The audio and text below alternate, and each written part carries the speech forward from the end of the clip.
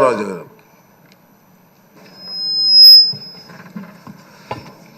పదహారవ శాసనసభ సభాపతిగా మిమ్మల్ని ఏకగ్రీవంగా ఎన్నుకున్నందుకు హృదయపూర్వక శుభాభినందనలు తెలియజేస్తూ, నన్ను ఎంపిక చేసిన సభానాయకులు చంద్రబాబు నాయుడు గారికి, ఎన్నుకున్న నా ఉండి నియోజకవర్గ ప్రజలకు, శాసనసభ్యుడిగా నాకు మొట్టమొదటిసారిగా మాట్లాడే అవకాశం ఇచ్చినందుకు మీకు నా ధన్యవాదాలు తెలియజేస్తున్నా.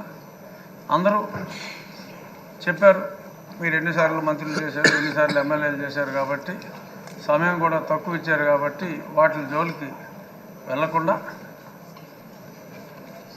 ఎన్నో దశాబ్దాలుగా నేను మీకు చిరపరిచితుడిని అయినప్పటికీ సభలో చెప్పుకోవాల్సిన అంశాలు కొందరే ఆ పేరుకి సార్థకత తీసుకొస్తారు. చిన్నవారికి అయ్యగా, మీ తోటి వయసులందరికీ అన్నగా, రాష్ట్ర ప్రజలందరికీ ఎంతో ప్రీతిపాత్రుడుగా, అయ్యన్న పాత్రుడుగా పరిపూర్ణమైన పేరు మీకు మీ తండ్రి గారు పెట్టారో తాతగారు పెట్టారో, ముందుగా వారికి నా ధన్యవాదాలు తెలియజేస్తూ, ఈ సభ పామరులందరికీ అర్థమయ్యేలాగా సరళమైన భాషలో మీరు మాట్లాడతారు. అందులో గర్వం లేదు, సరళమైన భాషే మీరు ఎప్పుడు మాట్లాడారు. ఇప్పుడు మీరు పిఆర్ కాలేజీలో చదువుకున్నప్పుడు ఒక గ్యాంగ్ లీడర్గా, రాజకీయాల్లో ఇప్పుడు ఒక మాస్ లీడర్గా, ఇప్పుడు మా శాసనసభను ఒక తరగతిగా భావిస్తే క్లాస్ లీడర్లా కాకుండా ఒక క్లాసిక్ లీడర్గా మీరు ఉంటారు అనే పరిపూర్ణ విశ్వాసం మా అందరికీ కూడా ఉంది. నిన్ననే మరి సింహంలాగా చెప్పుకునే వాళ్ళు సభకు వచ్చి వారి పేరు కూడా మర్చిపోయేలాగా పెప్ప అన్నారు. ఎందుకంటే అయ్యన్న పాత్రుడు గారిని సభాపతిగా ఎన్నుకుంటున్నారని అప్పటికే తెలిసిపోయింది కాబట్టి మరి వాళ్ళ పేరు కూడా మర్చిపోయే పరిస్థితి వచ్చింది.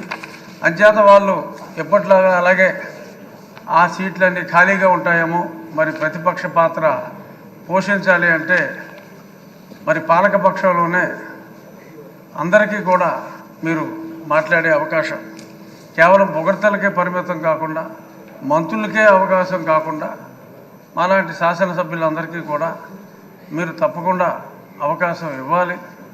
సోదరుడు మనోహర్ గారు చెప్పినట్టు మాజీ స్పీకర్ గారు అందరికీ కూడా డిబేట్లో మాట్లాడి, ఒక శాసనసభ్యుడికి శాసనసభలో గౌరవం ఉన్నప్పుడే వారి వారి అసెంబ్లీ స్థానాల్లో కూడా వారికి గౌరవం ఉంటుంది.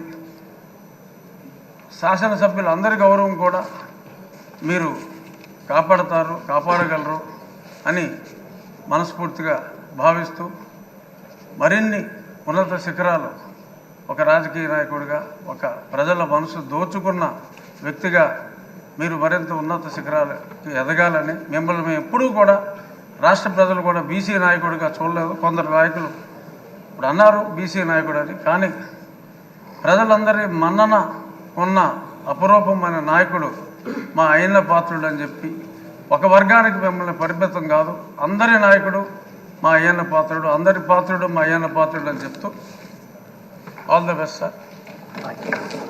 ఆంజనేయులు గారు ప్లీజ్ కొంచెం సమయం పాటించండి.